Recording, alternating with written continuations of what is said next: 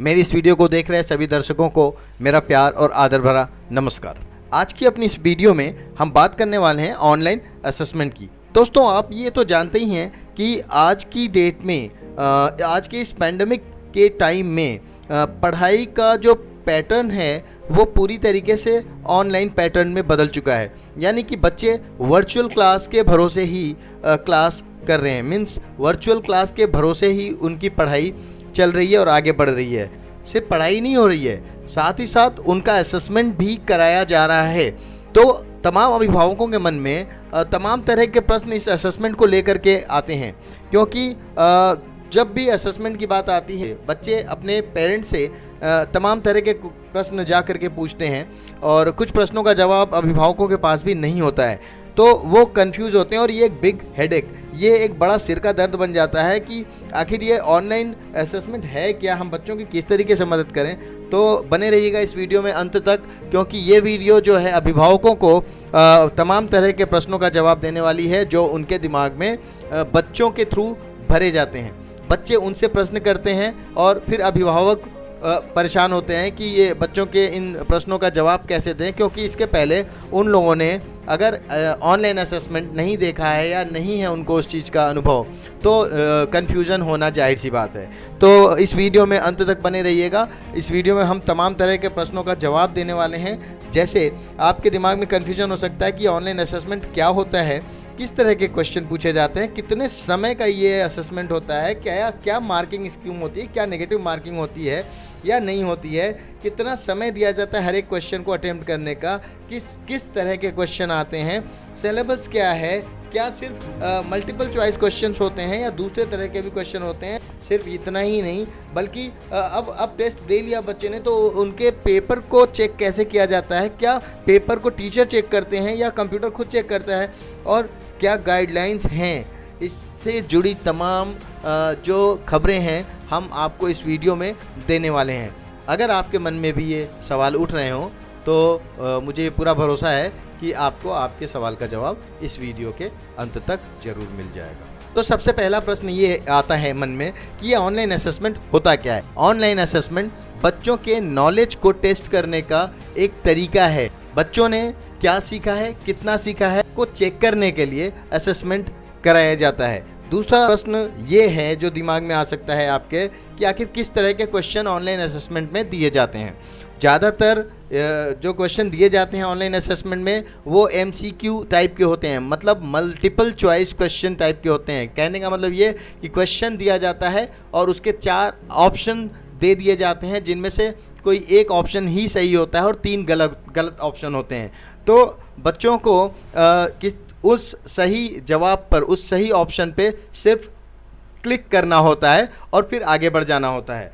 ये होता है क्वेश्चन पेपर का पैटर्न। तीसरा सवाल जो मन में आता है कि आखिर कितने टाइम का वो टेस्ट होगा, तो ये डिपेंड करता है स्कूल्स के ऊपर कि वो कितने टाइम का टेस्ट लेना चाहते हैं, लेकिन फिर भी एक एवरेज जो है वो ये है कि 30 मिनट से 1 घंटे के बीच का टेस्ट होता है।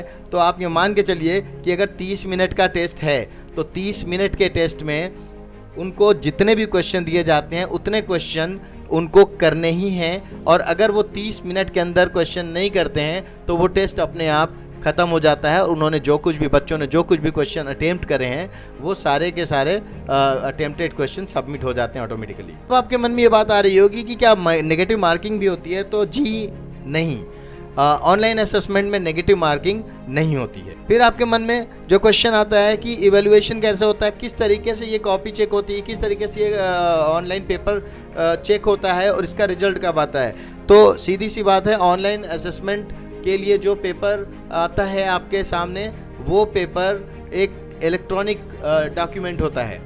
उसमें क्या होता है कि आपको क्वेश्चन अटेम्प्ट करने हैं और फाइनली आपको एक बटन प्रोवाइड किया जाता है, सबमिट बटन। जिस बटन पे क्लिक करते ही वो ऑटोमेटिकली सबमिट हो जाता है, और चूंकि उस पेपर में, उस ऑनलाइन पेपर में पहले से आंसर दिए गए होते हैं, तो आपने जो भी ऑप्शन चूज़ किया है उसको सही ऑप्शन से कंपेयर करके ऑटोमेटिकली उसका करेक्शन हो जाता है और आपको उसका रिजल्ट भी तुरंत प्राप्त हो जाता है।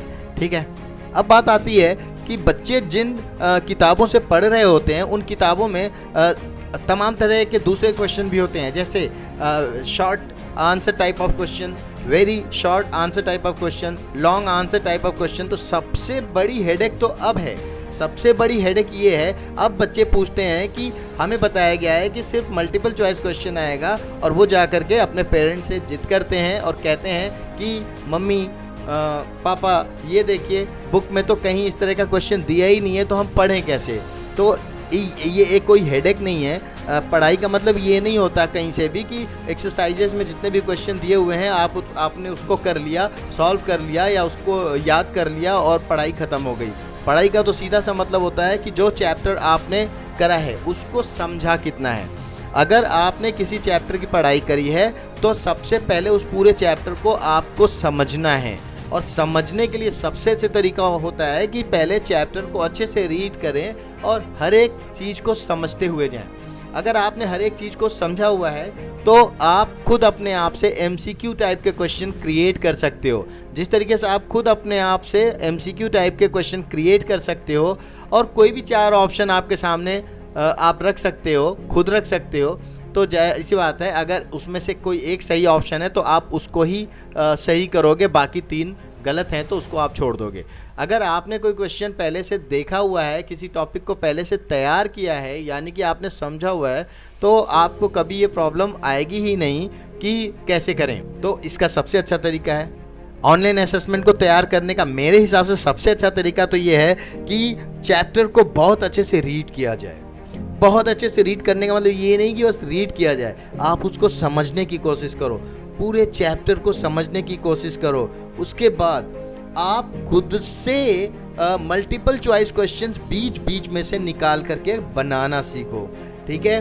और अपने मम्मी या पापा या जो भी आपके गार्जियन हैं घर में, उनको समझने के बाद अपना वो चैप्टर दे दो, बुक दे दो और बोलो मम्मी आप इस चैप्टर से अपने से आप क्वेश्चन बनाइए और हमें चॉइस दीजिए, 4 ऑप्शंस हमें दीजिए, हम उसमें से जो एक सही होगा बताएंगे। कहने का मतलब ये कि अगर इस तरह का इंटरेस्टिंग तरीका आप अपनाते हो ऑनलाइन असेसमेंट को तैयार करने का, तो ये आपके लिए भी अच्छा होगा। अच्छा, लास्ट में जाते जाते मैं एक ऐसी बात आपसे करना चाहता हूँ जो बहुत ज़रूरी है, और वो ये है कि कुछ बच्चे जिनको जानकारी नहीं होती, जब वो अपना पहला ऑनलाइन असेसमेंट कर रहे होते हैं तो वो क्या करते हैं, गलती से सबमिट बटन पे क्लिक कर देते हैं। टेस्ट अभी शुरू हुआ ही है कि उन्होंने कोई क्वेश्चन अटेम्प्ट नहीं किया और सबमिट बटन पे क्लिक कर दिया। आपको ऐसा नहीं करना है, क्योंकि अगर आपने सबमिट बटन पे क्लिक किया तो वो पेपर वहीं सबमिट हो जाएगा और आप क्लास से बाहर हो जाएंगे। कहने का मतलब कि आपने टेस्ट शुरू करने से पहले ही ख़त्म कर लिया, आपने चूँकि एक भी क्वेश्चन नहीं किया, सबमिट कर दिया, तो वहाँ पर आपके मार्क्स 0 आ सकते हैं। इसलिए मैं आपको इस बात के लिए मना करूँगा। मैं कहूँगा कि आपको जितने भी क्वेश्चन दिए जाते हैं, चाहे वो 20 क्वेश्चन दिए जाते हों, चाहे 40 क्वेश्चन दिए जाते हों, चाहे वो 10 क्वेश्चन दिए जाते हों, आपको सबसे पहले उन सारे क्वेश्चंस को सॉल्व करना चाहिए, सही ऑप्शन को चूज़ करना चाहिए।